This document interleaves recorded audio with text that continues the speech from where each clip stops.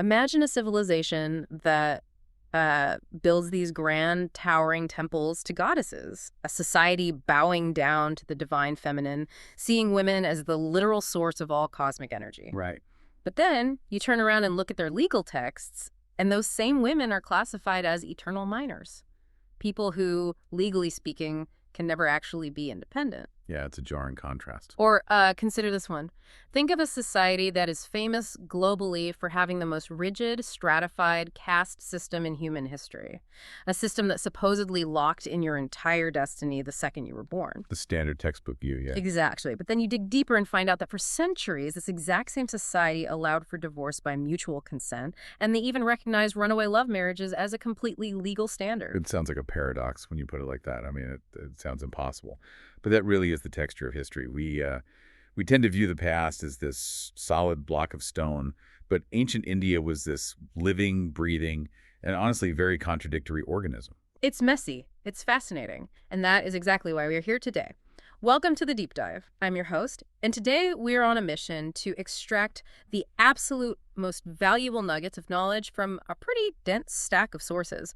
We're peeling back the layers of ancient Indian society. And we aren't just, memorizing dates or listing off kings and dynasties today. We are looking at the software of the society, how people actually lived, how they organized their families, the rules of their bedrooms, and the hierarchies that govern their existence from the cradle right to the cremation ground. It's going to be a heavy one.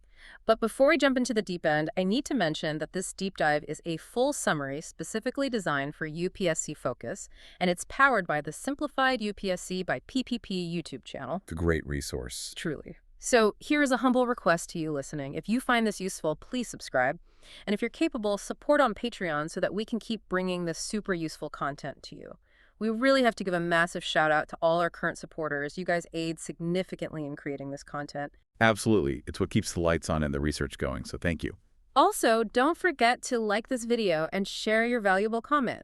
We love reading your takeaways. And just so you know, free notes with practice PYQs, that's previous year, questions for the uninitiated are available on our public Telegram channel. Very handy for revision. Definitely. But if you want to get access to all videos of this series at once, and also their corresponding premium notes in a really organized way, you should join us on the private Telegram library. Just DM us on the Telegram public channel to join. Those premium notes have detailed notes, extra PYQs, and model mains answers for mains questions. I mean, for a serious learner, those premium notes are essentially the blueprint for the exam. Highly recommended to grab those. Okay, housekeeping is done. Let's get to the source material. We are unpacking Chapter Vi, which is simply titled Society, from the legendary historian A.L. Basham's book, The Wonder That Was India. Yeah, this text is, well, it's essentially the Bible for Indologists. It really is. And Basham is unique because he doesn't just feed us the book view. Right. The book view being what the priests and the lawmakers wanted society to look like, their ideal scenario. Exactly. He contrasts that with the field view. What the plays, the folk stories, and the actual stone inscriptions tell us was really happening on the ground. Which is where all the good stuff is. So our mission today is to decode the structure of ancient Indian life. We're going to cover the class system, the margins of society, so looking at untouchability and slavery, the family unit, education, and the incredibly complex position of women. And for you listening, especially if you are prepping for UPSC, really pay attention to the timeline today. Society wasn't static. Watch how things shift from the flexibility of the Mauryan era to the extreme rigidity of the Gupta period. That evolution is where the real analytical insight lies. So let's start with the elephant in the room, the caste system. Or actually, Basham corrects us right out of the gate here. We shouldn't even really be using the word caste as a blanket term, right? Correct. Caste is actually a Portuguese import. Yeah. When the Portuguese arrived in India in the 16th century, they looked around, saw these divided social groups, and they called them castas, which basically meant pure or race in their language. But in the Indian context, specifically in Sanskrit, there are two totally different concepts at play, Varna and Jati. Okay, break that down for us. What exactly is Varna? Varna literally translates to color. It refers to the four great classes. You have the Brahman, the Kshatriya, the Vaishyas, and the Shudra. This is the theoretical framework of the society. It's deeply rooted in the Rig Veda, specifically in the Purusha Sukta hymn. Right, that's the famous hymn that describes the classes literally coming out of the body of the primeval creator, isn't it? Exactly. The Brahman comes from the mouth, which represents speech and ritual. The Kshatriya comes from the arms, representing power and defense. The Vaisya comes from the thighs, so production, trade, carrying the weight. And the Sudra comes from the feet, representing service. So it's a divine hierarchy. Yes, a very broad theological framework, and theoretically it is completely stable. There are only ever those 4 Varnas. But when we look at Indian society, whether today or 2,000 years ago, there aren't just 4 groups. There are literally thousands of distinct groups. So that is where Jati comes in. Exactly. Jati means birth. These are the actual on-the-ground endogamous groups. Endogamous meaning you have to marry inside them. They function a lot like trade guilds or extended clans. So while Varna is the theology, Jati is the sociology. The day-to-day reality. Right. And here is the absolute key distinction that Basham makes. While the Varna system was static, you couldn't just invent a 5th Varna. The Jati system was surprisingly fluid. A specific Jati could actually rise in social status over a few generations. How would they do that? Well, if a Jati became very wealthy through a new trade, or if they started adopting high caste rituals like giving up meat or wearing the sacred thread, they could bump up their local social standing. Even if their theoretical Varna didn't technically change, their lived reality did. So Varna is basically the skeleton, and Jati is the flesh moving around on top of it, adapting to the environment. That's a great way to put it. Let's dissect those 4 classes then, because Basham throws some real curveballs here compared to what we usually assume. We start at the top with the Brahmans. The texts call them divinities in human form. And that is literally how the legal texts describe them. They weren't just priests. They held the monopoly on the 2 most important levers of power in the ancient world, ritual and education. Which were basically the same thing back then. Right. And their spiritual power was considered so terrifyingly real that it could supposedly destroy a king who disrespected them. In the eyes of the law, they were practically immune to standard justice. A Brahmin could not be legally executed, no matter the crime.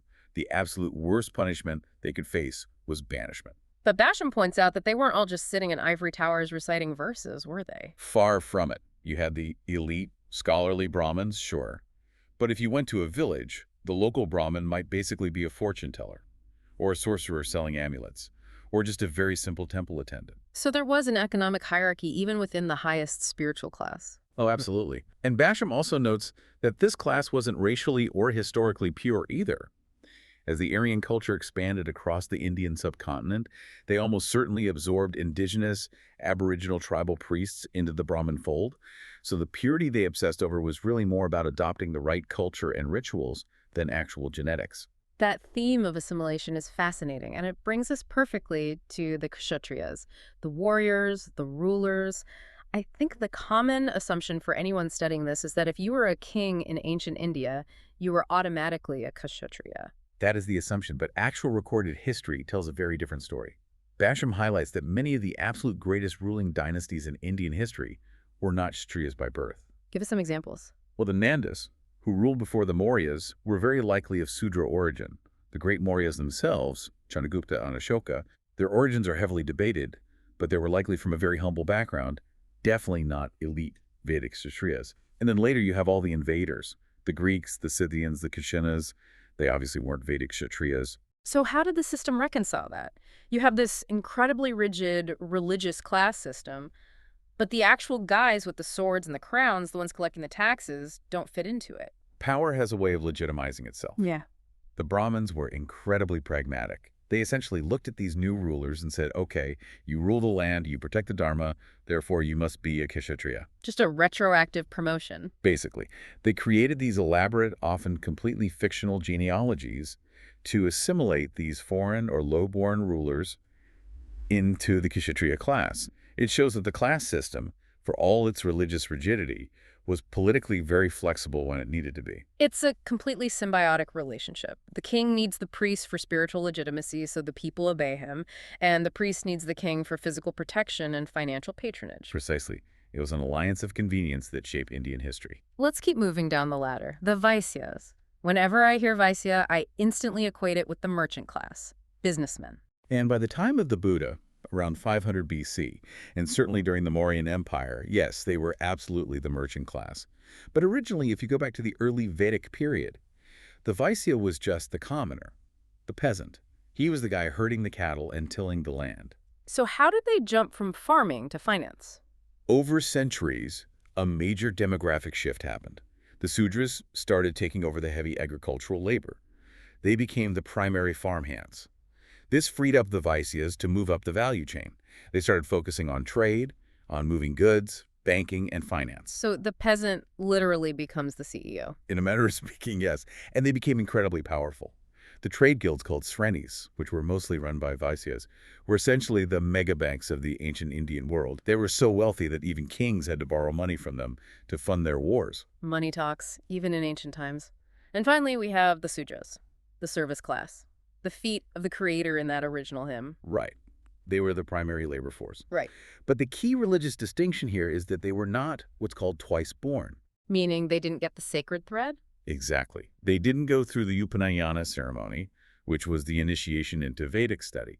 So they were strictly forbidden from studying or even hearing the Vedas. But Basham makes a really interesting distinction here between pure and excluded Sudras. What does that actually mean on the ground? This is a crucial detail for understanding the field view. Pure Sudras were actually integrated into the village community. They could serve the upper classes, they could prepare food in certain contexts without polluting it, and they lived within the main settlement. And they could own things. Well, the strict legal texts said a Sudra should own nothing, that their only duty was to serve. But the field view shows us something totally different. We have records of Sudras who were highly prosperous farmers, wealthy traders, and, as we discussed, even kings. So money could essentially buy you a seat at the table, even if the religious texts loudly complain that you shouldn't be there. To a large extent, yes. The Arthashastra Kautilya's great manual on statecraft even mentions Sudra farmers as the absolute backbone of the agricultural economy. Okay. They weren't treated as slaves, they were recognized as the essential workforce. But then you have the excluded Sudras. And this seems to bleed into this massive societal fear of what they called the confusion of class. Varna Sankara, yes. This was the absolute nightmare scenario for the orthodox Brahmin lawmakers. The deep-seated fear that if the classes mix freely, the entire cosmic order would just collapse. But people are people. They fall in love. They lust. They mix. Constantly. You can't legislate human attraction. So because people kept mixing, the law books had to scramble to create a massive taxonomy for the children of these mixed unions. And this gives us two incredibly important terms for any UPSC aspirant to know: Anuloma and Pratiloma. Define those for us. Let's start with Anuloma. Anuloma literally means with the grain or with the hair. In sociological terms, this is hypergamy. It means a man of a higher class marrying a woman of a lower class. So, for example, a Brahmin man marrying a Vaishyas woman. And how was that viewed? It was generally accepted. It wasn't considered the absolute ideal, but it was tolerated by the society. The child of that union would usually just take an intermediate social status. And Pratiloma. That means against the grain. Hypogamy. This is when a woman of a higher class marries a man of a lower class. Like a Brahmin woman marrying a Sudra man. Exactly. And this was strongly, vehemently disapproved of. The laws were incredibly harsh on the offspring of these specific unions. They were routinely relegated to the absolute lowest rungs of the society. Just looking at this objectively, it feels like a very deliberate way to control female sexuality specifically. A man can marry down, spread his seed, and it's fine. But a woman's womb is heavily guarded. Absolutely.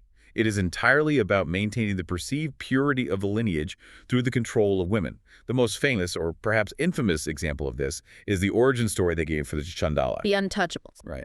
Theoretically, according to the law books, the Chandala, who is considered the absolute lowest of the Untouchables, was the offspring of a Sudra man and a Brahmin woman, a Pratiloma union. That seems almost too convenient. Like the worst possible person in our social hierarchy just happens to come from the exact combination of people we want to prevent from sleeping together. It's almost certainly a legal fiction, a scare tactic created to deter those specific marriages. Because there are glaring exceptions to this rule. Took what? Well, take the Sudha class. These were the charioteers and the bards. According to the same text, they were also supposedly the result of a mixed Pratiloma union. Yet they were highly respected. They lived in royal courts. They were the confidants of kings. So again, the rigid theory and the messy reality didn't always match up. Let's talk about those who fell off the ladder completely then. The margins of the society, the Untouchables. They are sometimes referred to as the fifth class, though a lot of the Orthodox texts often refuse to even acknowledge them as a class at all. These were groups like the Chandalas we just mentioned, or the Malekas, which basically meant foreigners or barbarians. And their status was tied to the work they did, right? tasks considered ritually polluting. Yes. Handling corpses, acting as executioners, leather workers, sweepers. And we need to clarify this concept of pollution because it's very specific in the Indian context. It's not just about hygiene or being physically dirty. No, it's a metaphysical stain. It's spiritual contagion. By the time we reach the Gupta period, which ironically we often celebrate as the golden age of Indian art and science, the social situation for these marginalized groups had actually deteriorated significantly. How bad did it get? Basham notes from historical accounts that Chandalas actually had to sound a wooden clapper or strike a stick when they were entering a town. Like a warning bell. Exactly. So that the upper caste people could hear them coming and quickly move away to avoid touching them, or in some extreme cases, avoid even letting their shadow fall on them. That is just chilling to think about as a daily reality. But Basham also offers a really interesting insight here about the origins of this untouchability. He suggests it wasn't always just about bloodline. Right. He argues it was originally about occupation. Think about it. A hunter takes life on a daily basis. A leather worker deals with the dead skin of cows. A sweeper deals with human refuse. They were initially considered impure because of what they actively did, but over centuries, that occupational stigma solidified. It turned into what they fundamentally were. The job became the inescapable genetic identity. Now, there is another highly marginalized group we need to clarify because there's a lot of historical confusion around it, slaves. And there is this incredibly famous story about the Greek ambassador Megasthenes. Ah, yes, Megasthenes. He visited the Mauryan court of Chandragupta around 300 BC. He was a very observant guy, wrote a massive book called Indica, detailing everything he saw.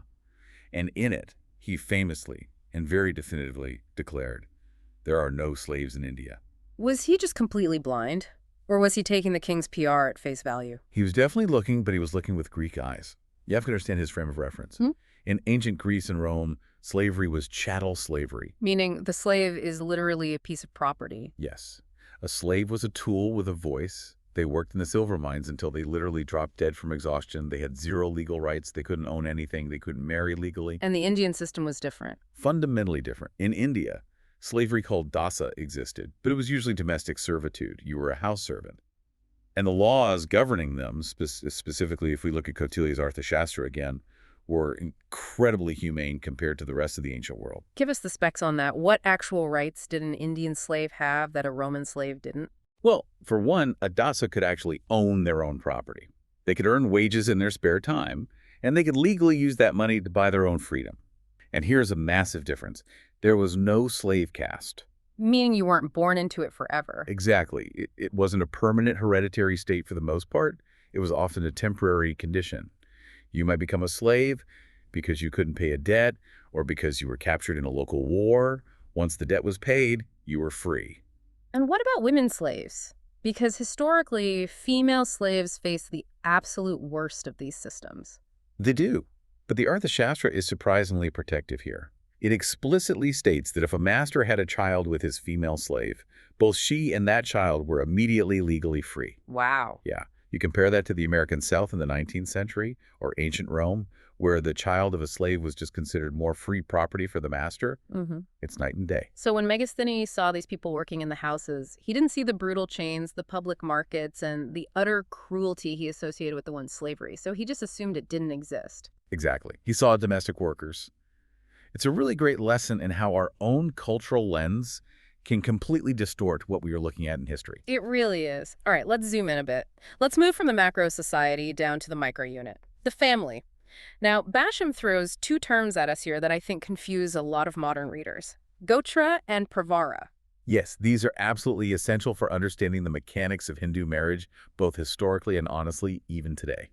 Let's start with Gotra. It literally translates to cowshed. Cowshed. Okay, how does a cowshed turn into a marriage rule?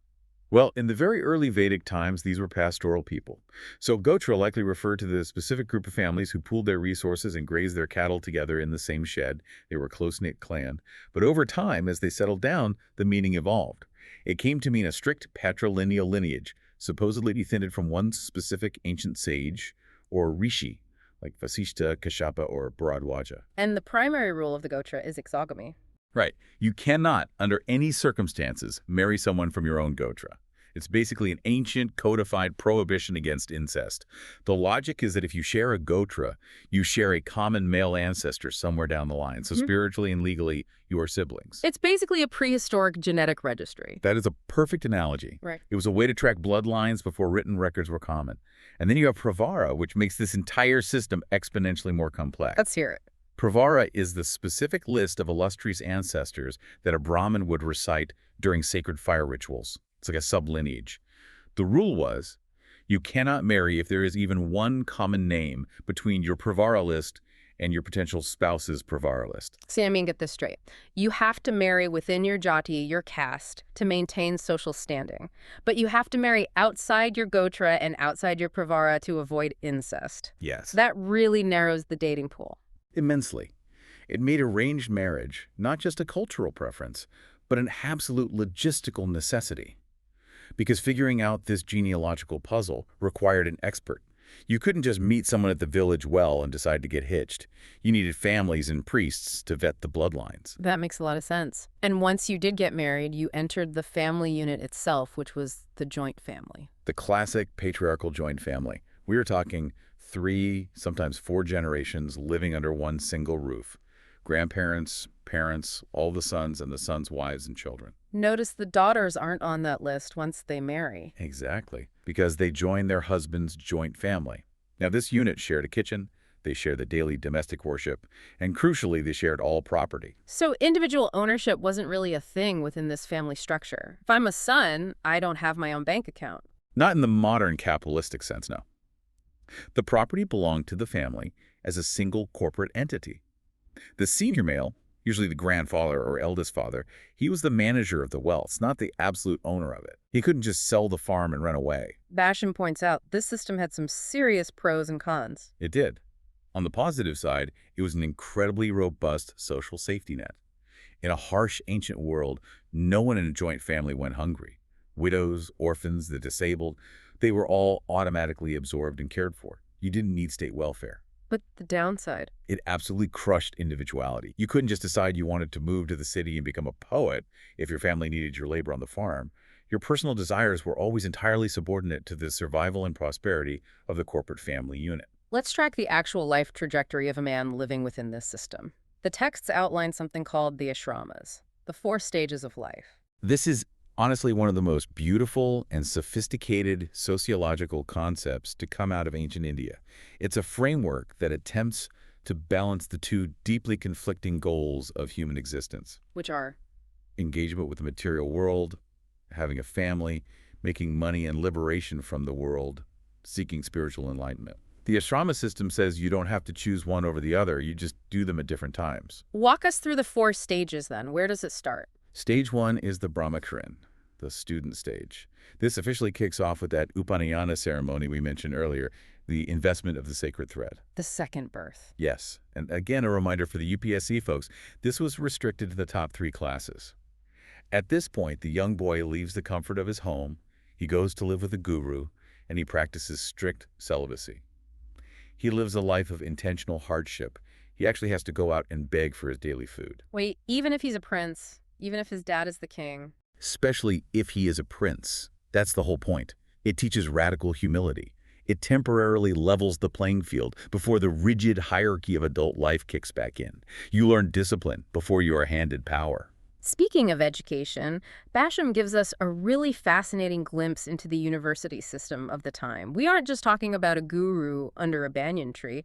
We are talking about massive institutions like Nalanda. Nalanda was an absolute marvel of the ancient world.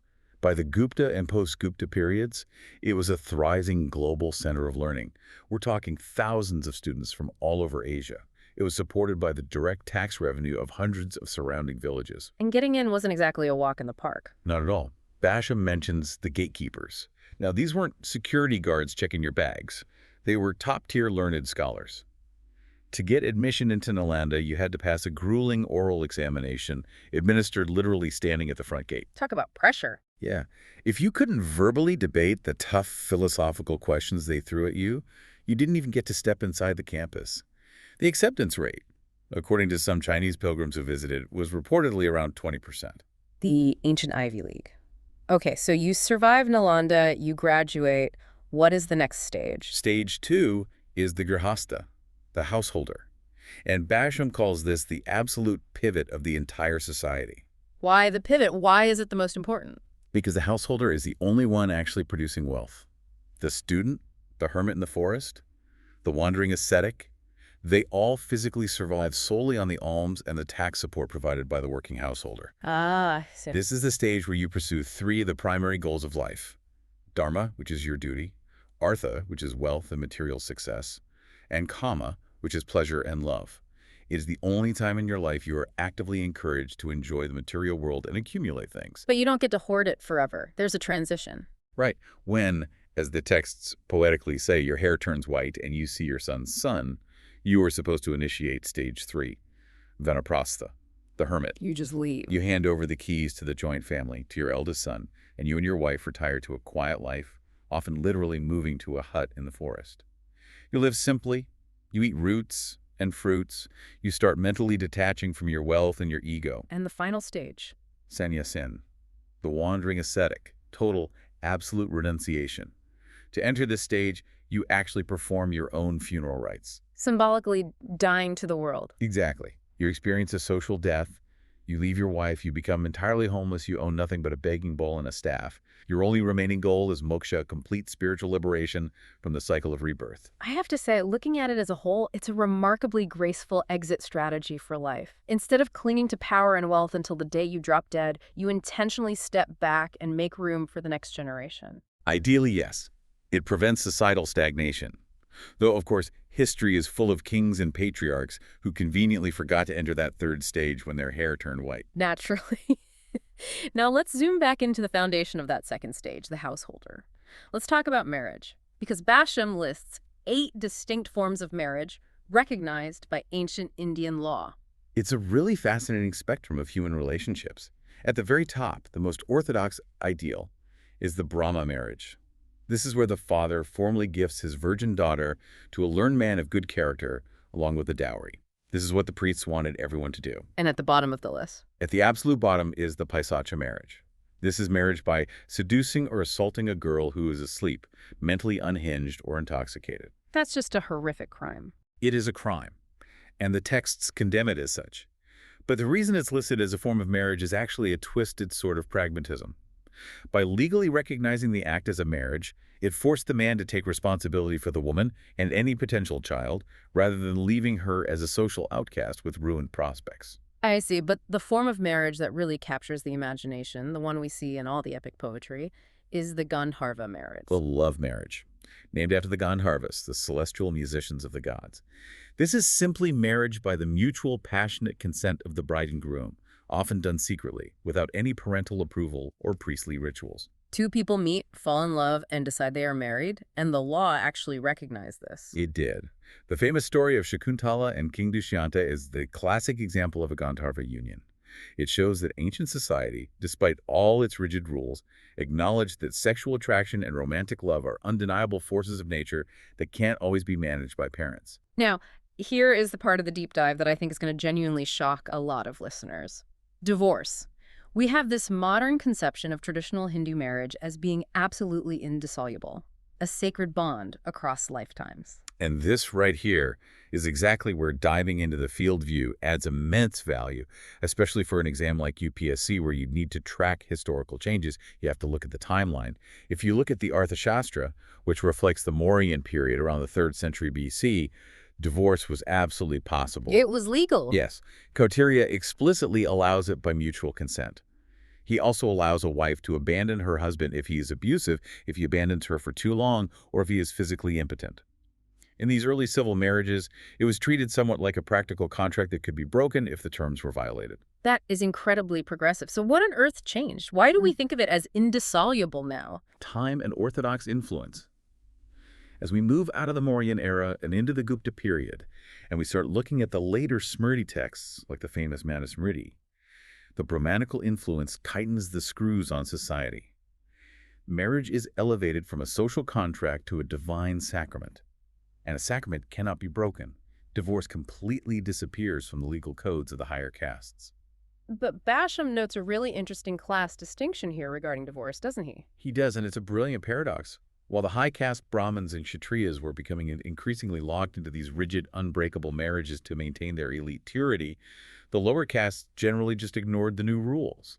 They retained their traditional customs of divorce and widow remarriage. So paradoxically, the people at the bottom of the social ladder actually had significantly more personal freedom in their private lives than the elites at the top. Exactly.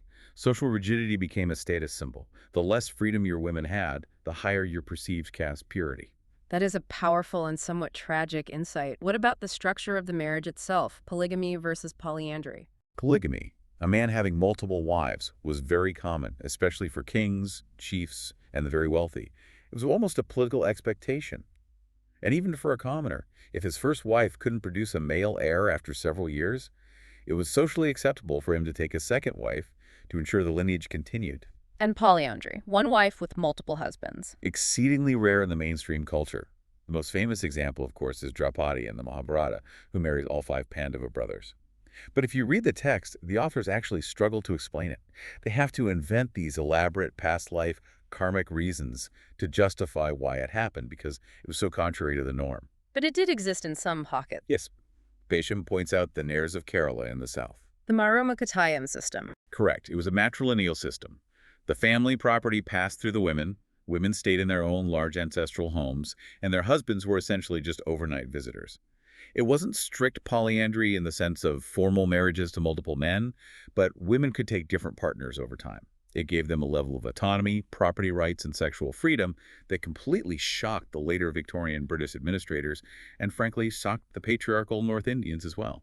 This segues perfectly into arguably the most complex and debated topic of the episode, the position of women in ancient India. Basham uses the word ambivalence to describe it, and honestly, the texts are almost schizophrenic on the subject. Give us the two extremes. On one hand, you have beautiful passages stating, where women are honored, there the gods love to dwell. The woman is equated with Lakshmi, the goddess of wealth. She is the auspicious center of the home, the source of all prosperity. And the other extreme. You have the ascetic literature written by monks and hermits. To them, women were the ultimate distraction. They described women as the torch lighting the way to hell. They were viewed primarily as dangerous temptations that would derail a man's spiritual salvation. Let's cut through the poetry and look at hard legal rights. Property. Did an ancient Indian woman actually own anything? Yes, she had Stridhana. Which translates literally to woman's wealth. Right. This was a specific category of property. It consisted of her jewelry, the expensive clothes and gifts she received at her wedding, and sometimes even small endowments of land or money from her father. And her husband couldn't touch it? Legally, no. Mm-hmm. The crucial thing about Stridhana is that it belonged entirely to her. And traditionally, when she died, it was inherited by her daughters, not her sons. It was an entirely female line of wealth transmission operating right inside the patriarchy. That is a massive economic loophole. It was. And the field view proves they used it. Basham mentions finding ancient stone inscriptions of women making huge financial donations to Buddhist monasteries and Hindu temples entirely in their own names.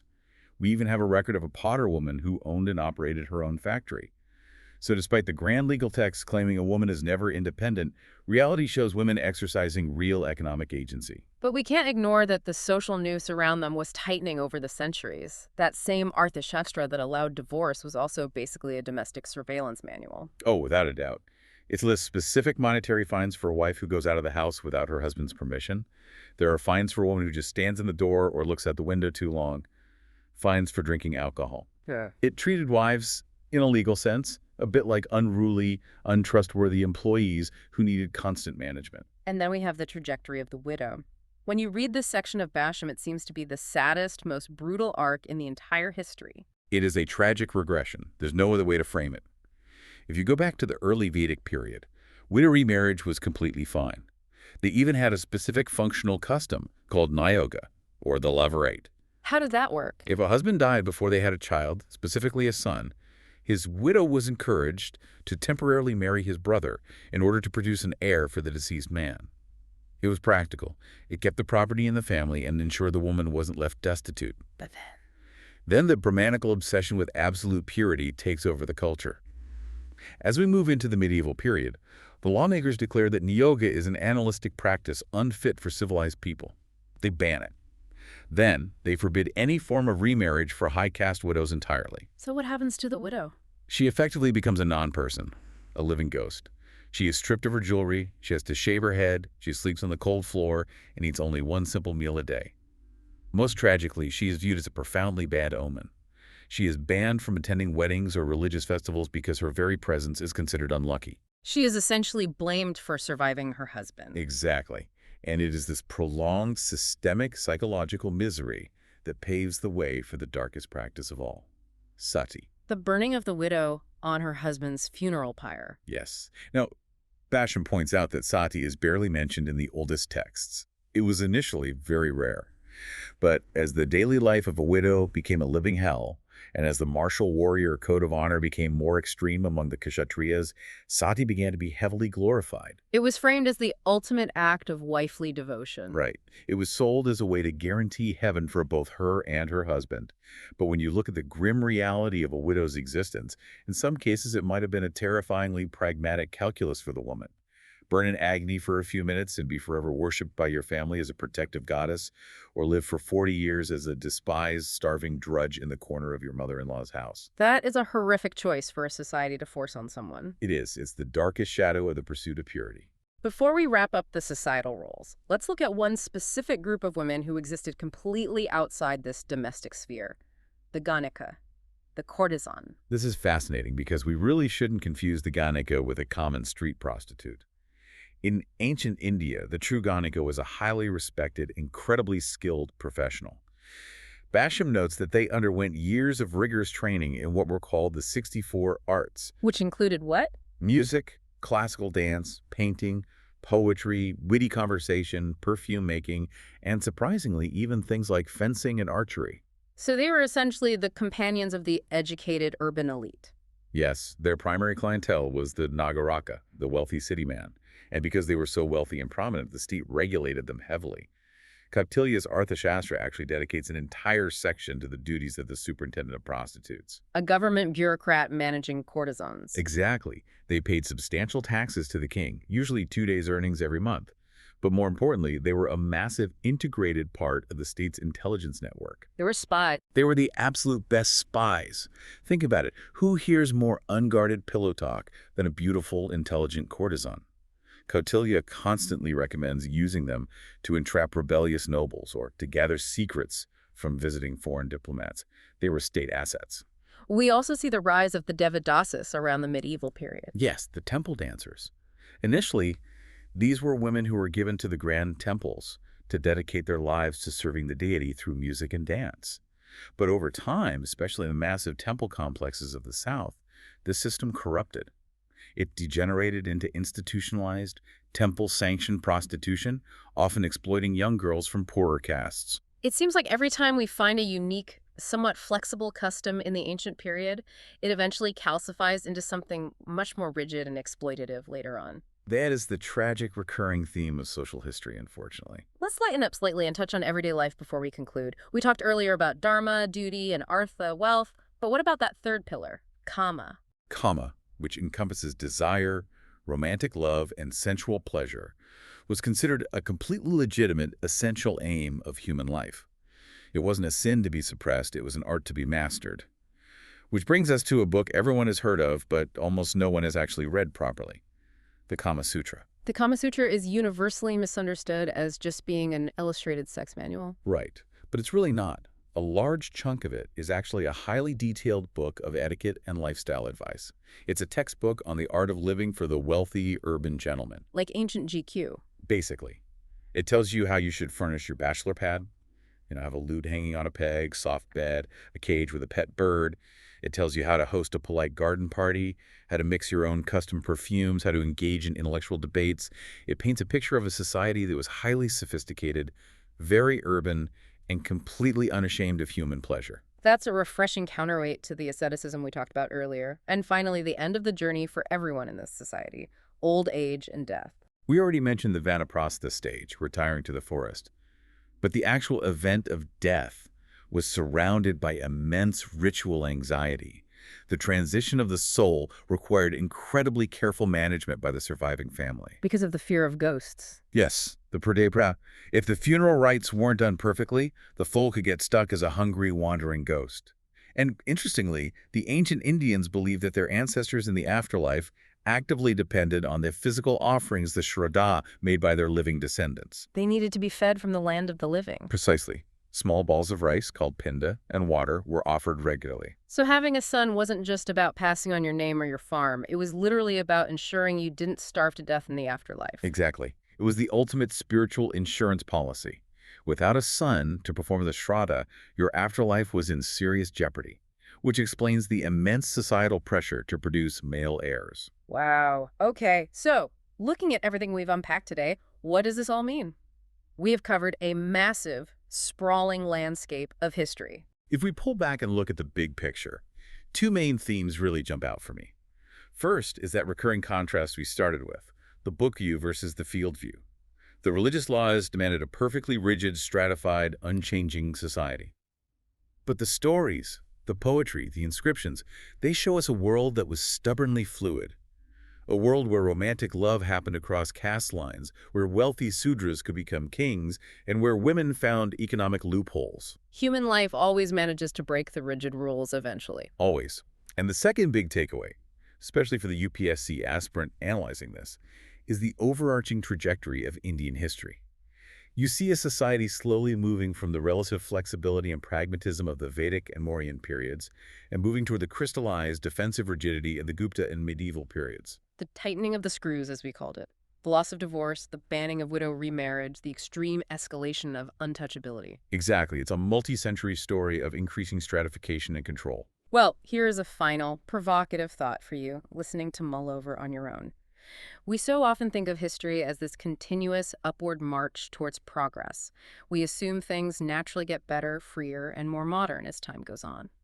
But if Kautilya's Arthashastra legally allowed divorce and guaranteed property rights for women over 2,000 years ago, and then those exact rights were intentionally stripped away in the later centuries, was the subsequent development of ancient Indian society a progression, or was it actually a profound regression? That is the ultimate question. Was achieving the hyper-stable structure of the medieval caste system worth the immense cost of individual freedom? It's definitely something to think deeply about. It really is. And that brings us to the end of this deep dive. I hope your brain is buzzing as much as mine is right now. It was a real pleasure unpacking this dense chapter with you. A quick reminder before we go, if you found this deep dive useful, please subscribe. And support us on Patreon if you are capable. It is what keeps this content coming your way. A massive, massive shout out to our current supporters. You are the real MVPs of this channel. Indeed. Thank you all. Don't forget to like this video and share your valuable comment down below. We really want to hear your take on that progression versus regression debate we just mentioned. And make sure you grab those notes. Yes. Telegram reminder, free notes with practice PYQs are available right now on our public Telegram. And for the full organized library of videos, detailed premium notes, extra PYQs, and model mains answers, join the private Telegram library by DMing us on the public channel. It's honestly the best way to consolidate everything you just heard today. Keep learning, stay curious, and we will see you in the next deep dive.